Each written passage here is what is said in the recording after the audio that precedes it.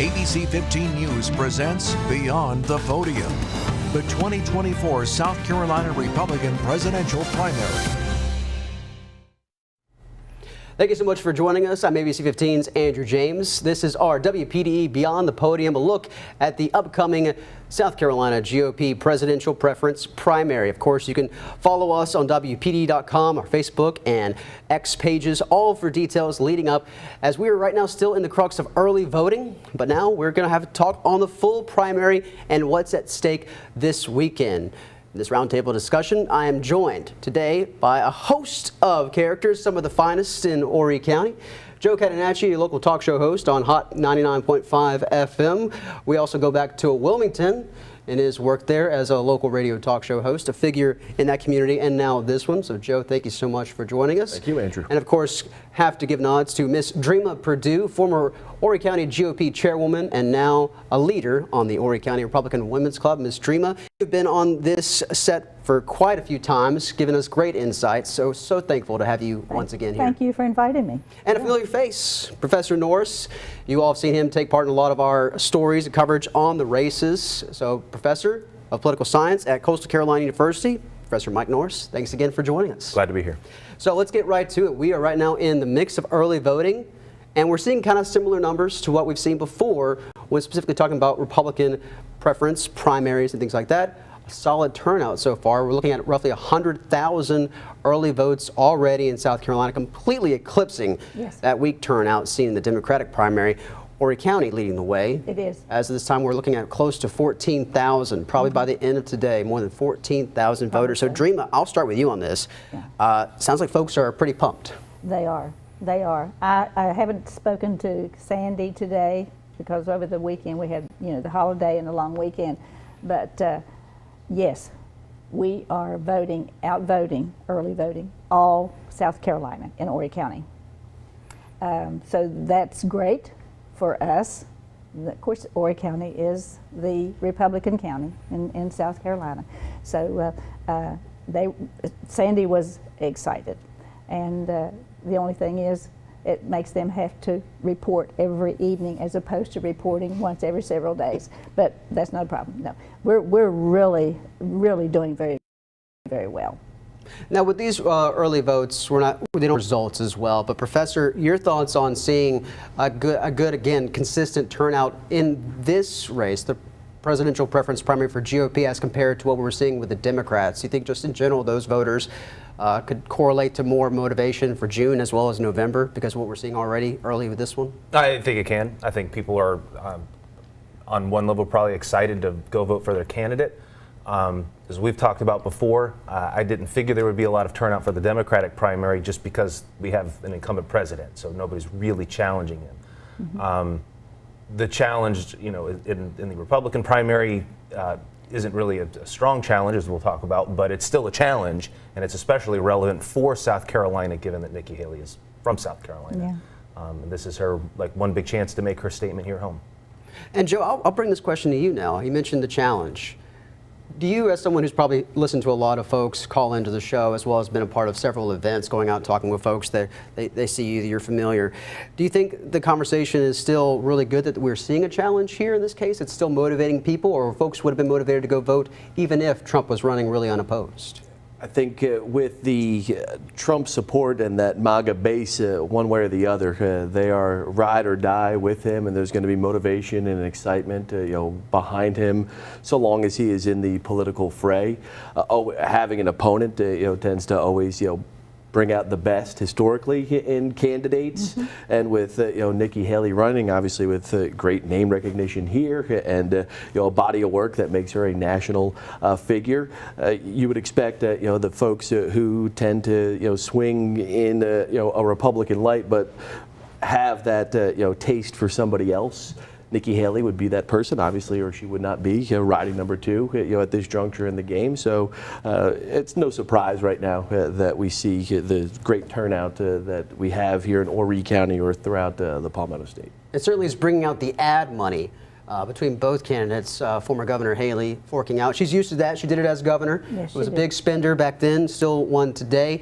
And the president, who's already announced a host of events, or the former president, I should say, announced a host of events also with his surrogate folks, Miss Laura Trump and Vivek Ramaswamy. They are very active for the next couple of days throughout the state. But Dream, I also want to ask you that question. The fact that we do still see Nikki Haley actively campaigning, it's probably good for the primary, isn't it? Of course. Competition is always great. You need that in anything you do. I think you always perform better if you have a little competition. And I think her being continue to be in the race is good for Horry County, and it's probably good for President Trump. Do you think it'll end well for her? Obviously, it's probably a foregone conclusion that Trump is the likely favorite. He's likely going to win this weekend. He will.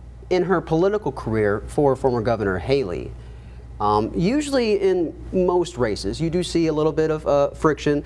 Obviously, you're running against somebody. You got to try to, play a few punches. But in this case, there's been a lot of, words used by the former president that she will be barred permanently after this. Do you think that's really the setup? Usually, there's kind of a kumbaya coming together after. I wouldn't settles. say barred. I don't use those words like he does. I do think that if she continues on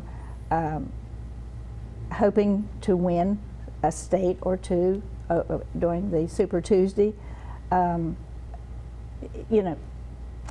really don't know. I mean, how she can continue on, because if and when she loses Saturday, which she will. I think she's doing harm to her campaign for a 2028 run or a future run. I had wished that she would not go the route that she is. I saw one of the ads, was it last night? I work part-time, so I'm a little behind on some of these, but I saw one that I really didn't like, and I know President Trump puts his bad out there as well, but it was talking about the two 80-year-old men. Well, President Trump is not 80 years old. He's 77.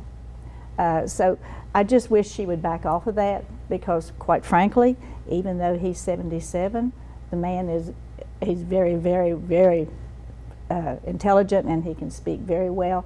And we all have a little mess up, a little flub here and there, But I do think it's going to harm her.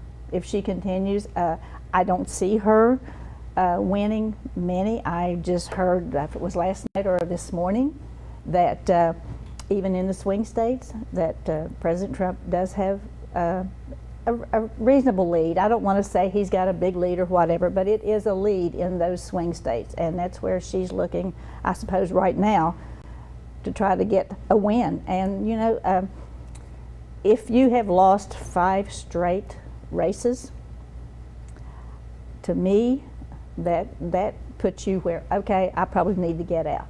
Mm-hmm. Now, clearly she has the backing. There's money coming into her campaign, big money, and she wants to go on, and she can do that. But I do think that it will hurt her in the long run. Yes. To talk about the age stuff, Professor Norris, also feel free to weigh in on this.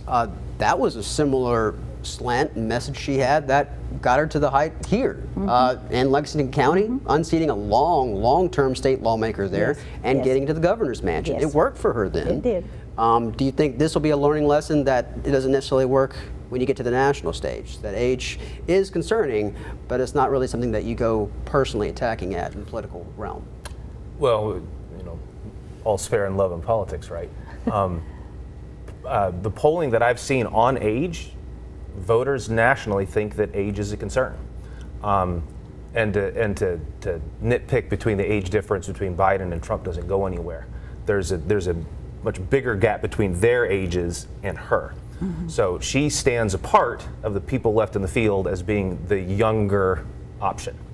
And if you're on the campaign trail, right, you've got to exploit the opportunities that are presented to you. And this is an opportunity. And like you said, this isn't new to her. She's done it before. So she's got experience. She knows kind of how to play that card on the campaign trail. I don't know if it will pay off in the Republican primary. But in thinking longer game about it, this is a big issue because she might very well lose, and she probably will. But Americans aren't going to be able to ignore the fact that both of their, the two major party nominees for president are going to be, you said 77 and 81 years old. Yeah. Both of them are going to be older, and people are going to recognize that. You're not going to not recognize that when you're watching the campaign. Modern medicine is a wonderful thing, but yeah, a lot of a conversation probably on who the VP on the ticket will be for. May I say something? Go right in. Well, it's actually, in my opinion, it's not about age. It's about your mental capacity. And President Biden does have a distinct problem with that. So age, we've got people who are 100 years old, and they're still very, very able to speak to any subject and speak well to it. President Biden, he can't. I'm sorry, but he can't even read a teleprompter. So that's the thing that I'm looking at. She's saying age, when age really, in my opinion, is not what they need to be talking about. They need to be talking about your cognitive abilities. And Joe, I know you want to chime in on this, but let me add this for you to talk about as well. The latest Winthrop poll, it came down. Yes. And it really showed that in January, Haley was trailing Trump by about 26. When she really ramped up those ads, ramped up her campaigning in South Carolina, she actually has now got a 36-point gap. Further down. Do you think, Joe, if it's that sentiment, folks are thinking she's focusing on the wrong issues? I don't know necessarily if she's focusing in on the wrong issues. I think that once DeSantis exited stage right, that it became clear that Trump was the anti-establishment pick amongst the Republican Party. So the numbers that he may be pulling from Trump early on started to sway that way. And then the typical anti-establishment Trump-backing Republican starts to hear ads from groups that tend to lean more towards the very big political heavyweights, throughout the country and around the world, frankly, that pour a lot of money into these sorts of campaigns. They then see kind of the writing on the wall that Nikki Haley tends and seems to be leaning towards and buying into that establishment type of GOP way of life as a way to try and oust her, the guy who's been in the lead since the beginning of the primary and really has been the face of the Republican Party since 2015. Yeah. He's been the guy for the last 6-7 years, and you got to take every swing you can and utilize any financing that you can to try and chip away. In terms of the age aspect of it, I don't know if it's generally the number in terms of the demographic. Overall, I think the American people, just as a whole in the nation, are just tired of the same old sort of quote unquote, for lack of a better term, old people, running the show. We've got a lot of establishment people beyond Trump and Biden that have been in office for the better part of 30, 40 years. And then when you see a young, fresh face like a DeSantis, like a Nikki Haley, you're more apt to maybe listen to somebody that looks like you. And for me, a person like a Nikki Haley or DeSantis with younger kids, still trying to figure their way out through life, don't have all the baggage that maybe someone with that sort of career behind them, whether it be in business or in politics, that can weigh on somebody's opinion when they start to hash out who they would like to see lead us into the future. I'll follow up on that. I'd also point out the part about age is not just confined to the presidential race. Right? There have been recent clamorings about should there be, should Mitch McConnell remain as Republican leader in the Senate, and the question raised about that is, again, his age. Now, there's differences. Is he, we've had questions maybe about his physical health, but his mental health appears to be okay, his cognitive abilities. But it's still a question about age, and this isn't just coming from voters. This is coming from the men and women in the Republican Party, in the Senate, saying, well, maybe it's time for a generational change there. So this is not just a question I think is confined to just the presidential race. I think we're seeing this everywhere in our politics. Is it time to just have younger blood infused into our national politics? Let me dive into a kind of a record that the former president will likely meet if Haley drops out March 5th, around Super Tuesday. Trump will probably equal what John McCain's feat was in 2008 when he became the lone dog really in the race, front runner, the presumptive nominee. McCain was also no spring chicken. He was an older senator at that time. Do you think it's still for the Republican Party in general, and I want to get all your states, is it just about who can win? Who is going to be that winning person? Age, throw it out the door. How you feel about every single little bitty issue, meh, can you win? I would start, that's a good question. Yeah. You go back to 2008. I mean, that was a while ago and under very different circumstances. Given the probability that the Republican nominee wasn't going to win that election anyway, McCain was a great choice because he was the maverick, more moderate, could sway people that might have voted against the Republican Party that year, and he had, of course, had all kinds of experience in Washington. Deep roots in national security and issues like that, which were obviously a big concern at the time. Fast forwarding that to today, about is it the candidate that can win? Haley's been running that campaign. She's had any number of commercials. In fact, talking about this ageism of show mine, it's the only commercial I can remember. Well, we won't talk about that. That's right. It's like the commercials I've seen. She says, I am the one that is polling nationally that can win. And I think she does have a point. Like, I think that the election between Biden and Trump is going to be close, right? It's a 50-50. We don't know who's going to win. But I do get the feeling that if she was the nominee, she would probably win walking away. Ms. Dreamer, your thoughts on that? I don't know that she would win walking away. If she's up against the Biden, she could win, but it would be very, very close, very close. Yeah, because there's no way that they can keep him in the basement through September. They're going to try. November. They're going to try. Absolutely, they're going to try, and they are trying right now. They're going to try to keep him out of the public's eye as much as possible. It still feels like we're a long way from November. Yes, we are. There's a lot that can transpire. There sure is. But Joe, I want to grab you this question as well. With the fact who can win, I think it's pretty safe to say, even with the announcement now from West Virginia Senator Joe Manchin, we don't probably see any other horses getting in this race, right? I mean, a lot of states already have had their filing deadlines to register. It's probably safe to say after this weekend, after Michigan, after Super Tuesday, no one else is jumping in this thing. Right? Unless there's some sort of the convention. surprise that comes along the way, allotting to maybe a change last minute within the Democrat Party. A lot of a lot of talk around the water cooler that there'll be a late minute swap for the Democrat, and not the incumbent, based on everyone's view as to where he's at in his life. But in terms of being able to win. I've been able to vote in presidential elections since, I guess, 2001, and Republicans have notoriously put up people that, in my mind, were never going to win. John McCain, to your point, Professor, being one of them. Mitt Romney the second time around. I thought there was opportunities maybe, to crack, the Obama sort of fog that people had, just towards the pull that he drew from even the middle of the country. And Donald Trump brings a lot of noise around with him, almost to his fault in some cases, in a type of race like this. Talking and speaking of the general, when a push comes to shove, people that are going to be voting for the incumbent are more or less, as they did in 2020, going to be voting against Donald Trump rather than for something.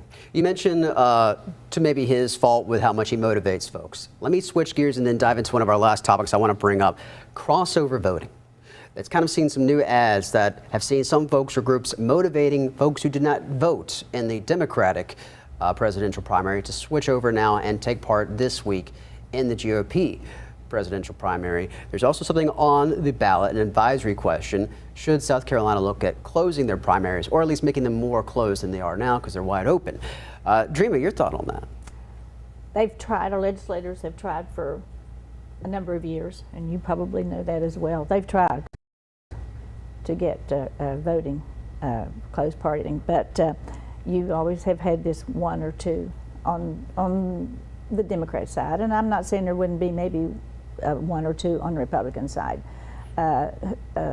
like who many years ago were And South Carolina was as Democratic many, many years ago as they are Republican now. So some of those legislators tend to want, they have those people that are still in their camp and they still vote for them. So I think that yeah, it's going to come up probably every session. We may even be closer this time than we've been in the past, but I'm not sure we'll get it through this time. But I mean, yeah, I come from a registered by party state, so you don't have to. And these ads are, yeah, they're out there. And I don't like it, of course, but I hate to see someone who is a Democrat be urged to come over and vote in a Republican primary. And that's where we are, and there's nothing we can do about it because it is, you know, it's an open primary. So I don't know that it's going to cause a problem or it will make a difference, because I think President Trump's campaign is so heavily liked, and South Carolina is Trump country. Horry County is Trump country. You know, we probably have given him in the 7th district the greatest numbers that he had all the time that he has run. That we've given him the greatest numbers, because the thing of it is, I don't know that people are voting for the man personally. I think they're voting for what he can do for our country, because our country right now, we have a lot of problems. There's a lot of things going on. And we have a lot inflation. We've got wars going on, and I'm not saying that Nikki couldn't do it. I'm not saying that. I'm just saying that in most of our minds, Donald Trump can probably deal with this in a far better way than a Nikki Haley could. Professor, diving with you again on that crossover issue. Poll director Scott Huffman over at Winthrop basically said, you know, there's still just no real scientific data that show Democrats switching over to vote in the Republican primary or Republicans switching over to vote in the Democratic primary really makes a difference. Mm-hmm. Do you think, though, it's still an issue that needs to be talked about? It's made its way on the advisory questions? You know, Dr. Huffman is right about what he's found. There mm-hmm. is crossover voting. Yeah, there is. And as we were talking about beforehand, you often see it in a state like South Carolina, where really it's the primary election that's the most important election, right? Yeah. Because the general is a foregone conclusion. The issue with the voting, though, it's like I said, does it have an effect? Does it not? I don't. You know, we can leave that for another day. But the primary, I would say, is really it's not a voter issue. It's a party issue. Mm-hmm. This is a party's election. The trend nationally is to move towards these open elections because people mm-hmm. want to vote. They mm-hmm. think that if they are being denied the chance to vote, then that is, that's bad, and we consider that bad. But people forget that a primary election is an election that's coordinated by the party for choosing itself. And in my opinion, if a party wants to close its ballot to just its voters, then that's their prerogative. It is. And if they should, so be it. Make people declare which party that they're in and then mm-hmm. vote accordingly.